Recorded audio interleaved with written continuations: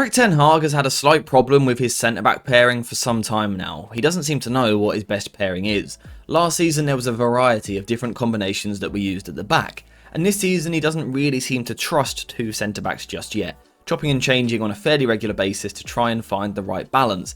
Today we're going to try and help him out, we're going to try and get to the bottom of this. What is Manchester United's best centre-back pairing? Well, let's take a look.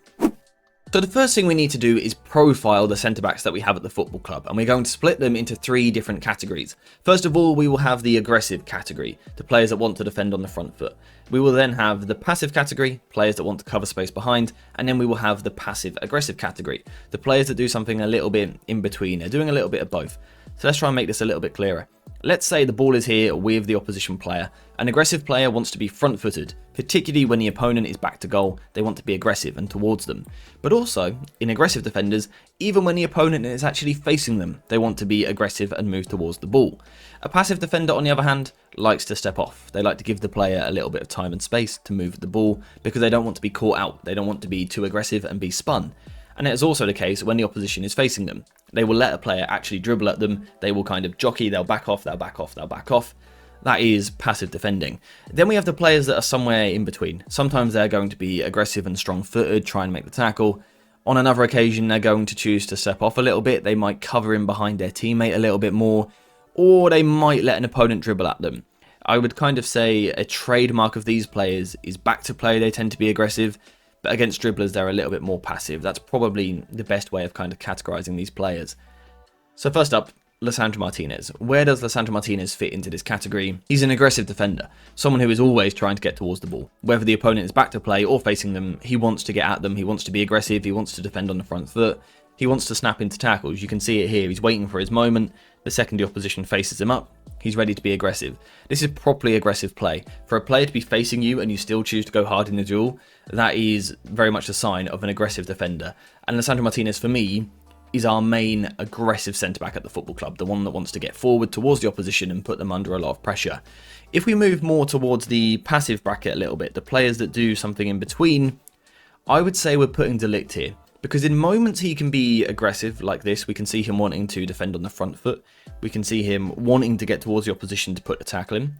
But then in other moments, we know that he is happy to be a bit more of a covering defender, defending the space in behind a little bit. He's not always aggressive in every action, which is why we put him in this sort of in-between bracket, because he's not always aggressive, he's not always passive, he's balanced, he's somewhere in the middle. Another player that fits that criteria is also Leny Yoro. Now, of course, we haven't seen this guy too much for Manchester United just yet due to injury, but we've seen glimpses in pre-season, but also whilst watching him at Lille, that he is again a balanced defender, someone who does a little bit of both. You can see here, being aggressive, being front-footed, getting in front of the opposition striker, not giving him a moment, intercepting the ball before it even gets to him, aggressive on the front foot. But you can also see moments where he's a little bit more standoffish. Here, he doesn't want to be aggressive in the duel, he chooses to back off a little bit and defend the space in behind. And we know that he's got the recovery pace to do that, the reading of the game to do that. So Lisandro Martinez is very much our aggressive defender, and then our two kind of in-between defenders are De Ligt and Leny Yoro.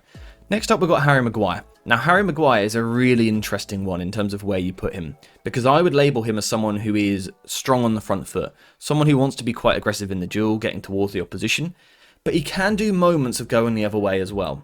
There are moments where he chooses to stand off. We've all seen it, where he gives a striker time to dribble at him. He properly ticks that box of when the opposition are back to goal, he's going to be aggressive. When the opposition are facing him, he's going to back off. So for me, he goes into that passive-aggressive category. And as we look at our last two defenders, Victor Lindelof and Johnny Evans, they are both probably a little bit more passive. I think in the case of Johnny Evans, he used to be more aggressive, but now he recognises his lack of mobility, his lack of turning circles. So at times, he will let someone dribble at him. And Victor Lindelof has always been quite a passive defender. He's not someone who's going to be incredibly front-footed, go and confront players all the time. He prefers to give them a little bit of space. But what does all of this actually mean? How does that work? How does that help us find our ideal pairing? Now, this next section might be a little bit hard to follow, but please stick with me. I'm going to try and explain it to you guys. First of all, let's take the aggressive defender, Lisandro Martinez. Who should Lisandro Martinez play alongside? Who should an aggressive centre-back profile with? Should they play with another aggressive defender? Typically, probably not. I think in a certain system it can work, but 9 times out of 10, you're not going to want two aggressive front-footed players. So that doesn't really work. An aggressive player for me should either play alongside a passive defender, someone who's going to cover for them and kind of balance things out, or that balanced profile, someone in the middle. If we look at passive defenders, should they defend alongside another passive centre-back? No, that shouldn't be happening. You're too standoffish. Teams can attack you too much. Instead, they should be paired, once again, with an aggressive defender or a passive aggressive defender.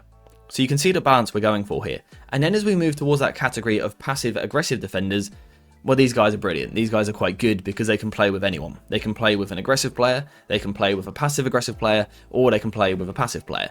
They suit all three partnerships, and that's why they are so great to have at the football club. Now, the next thing that we have to consider is that when Manchester United have the ball, they often build possession in a back three. We will often see a fullback playing a little bit deeper, the other fullback goes higher. Now, in terms of the requirements of our centre-backs, that therefore means in our pairing, we need one centre-back who is more comfortable centralised defending, and we need one centre-back who is more comfortable in wide areas, whether that be on the right-hand side or the left-hand side, it doesn't really matter, it's the same thing. We need someone comfortable in the middle and someone comfortable out wide. So once again, let's try and split these players up into these two different categories. In terms of the wide defenders, we are looking at Leny Yoro in my opinion, and also Victor Lindelof. And then the centralised defenders, De Ligt is great in the middle, Lisandro Martinez prefers this space, Harry Maguire, and of course Johnny Evans once again. So now that we've figured all of that out, we can start to profile our centre-backs and figure out what we actually need in our team. And we're going to start off with this centralised centre-back position. The player who's going to be dominant in the middle, going to be a leader, you would hope, a good communicator, a strong backline commander, someone who is both passive and aggressive at times. We are looking for a complete profile in this position, in my opinion. And I think the obvious answer to this situation is De Ligt. I think he's had a decent start to life at Manchester United. I don't think he's been elite. I think he's often been slightly misprofiled, used as a wide channel defender regularly, which isn't ideal. I think he can do it in moments, but not all the time. I prefer him as a centralised centre-back. I think he's brilliant in this position. Aerially, he is strong. And the luxury we have here is that he's a passive-aggressive defender, which therefore means the other centre-back we pair him with can be passive, they can be aggressive, or they can be passive-aggressive. So De Ligt gives us a nice balance to try and build with. The big thing that I would be focusing on here, though, is a wide defender. If De Ligt is going to be our central centre-back, this player needs to be a wide dueler. And if we look at the two players that we spoke about for this position, it was Victor Lindelof, and it was also, if I can find him, Leny Yoro. And I think we'll all agree on this one. Leny Yoro is the stronger of the two players. For me, this is our centre-back pairing moving forward. I think particularly if you can bring Luke Shaw into the left-hand side of the defence as well to attack forward, I think this gives United a really nice balance. Let me try and explain why. First of all, you've got a balance of temperament. You've got two players who can go forward, can go back defensively. They can do both. They can be touch tight, they can give players space. That's good. You're not going to be overly aggressive, you're not going to be overly cautious, you're somewhere in the middle. It's ideal. We've got a wide defender here, and we've got a central defender. That's strong. That's what we need at Manchester United. In terms of this back three shape, we're usually defending in this shape in transition when we are being hit fast on the break. This back three shape gives us the right profiles to deal with that. Mazraoui, or it could be Dalot on this side, are naturally good wide defenders because they are literally fullbacks. It is their job, so they can do that. Leny Yoro on the other side is a good channel defender, so he is more than comfortable doing that. And then we've got that kind of central block for our defence. He's not pulled out wide too often, he does it on occasion, but again, he's really commanding our team. I think it works quite nicely. In terms of how you then line up the profiles behind them, it gets a little bit tricky in terms of the pecking order at this football club. I think the closest thing we have to De Ligt, let's say De Ligt was to get injured, who's the player that comes into this position? For me, I would say Harry Maguire is the best option, because I think he profiles the closest to De Ligt. Again, he was our passive-aggressive defender. He is a leader of the back line. He commands his defence. He's strong in the air. I think he profiles similarly. So if Manchester United are forced into a change, we have a similar profile coming into the team, which is brilliant for continuity. You need that in your side. In terms of left centre-back, it's a little bit more difficult, because obviously we have been profiling these defenders and we've come to the conclusion that Victor Lindelof is one of our better wide defenders, so therefore he probably does make more sense here. However, we do have Lisandro Martinez, and ultimately Lisandro Martinez is so good on the ball, we have to take that into consideration, that it bumps him up the pecking order. So for me, he is now our sort of second choice left-sided centre-back.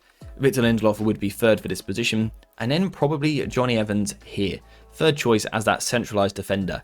I think if Manchester United do this, we get a really nice balance across our centre-backs. We have players that can defend wide, players that can defend in the middle, players that are good in the air, players that are good on the ground, players that can be aggressive, players that can step off.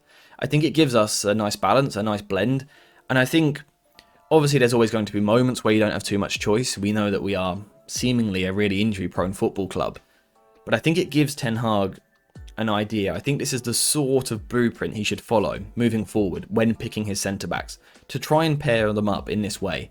So don't play an aggressive defender with an aggressive defender. Don't play a passive defender with a passive defender. If you can get a passive-aggressive one in there, it's great because it allows you to balance things out quite nicely. That's the sort of blueprint that Erik Ten Hag should be following. Of course, this is all quite luxury when we have all our players fit, so we're not there just yet. But I thought we would just take a little bit of a look forward, look at Lenny Yoro returning to the team soon, and kind of see how that's going to work. We will do a video on him as well closer to the time. But I think this is our best centre-back pairing moving forward. I think we have decent options to kind of be back up there. So I think United are in a better place than what most people think with their centre-backs. I think it's okay. It's just a case of actually pairing them up in the right way. So that's Erik Ten Hag's job, particularly when everyone is fit. We'll have to wait and see how it goes. In terms of today, this was just all my opinion, my thoughts. I want to hear yours in the comments down below. What is our best centre-back pairing? What sort of profiles should you put with each other? Let me know in the comments, but apart from that, we are finished for today. So thank you guys for watching. Hope you have enjoyed it. And as always, I'll see you in the next one.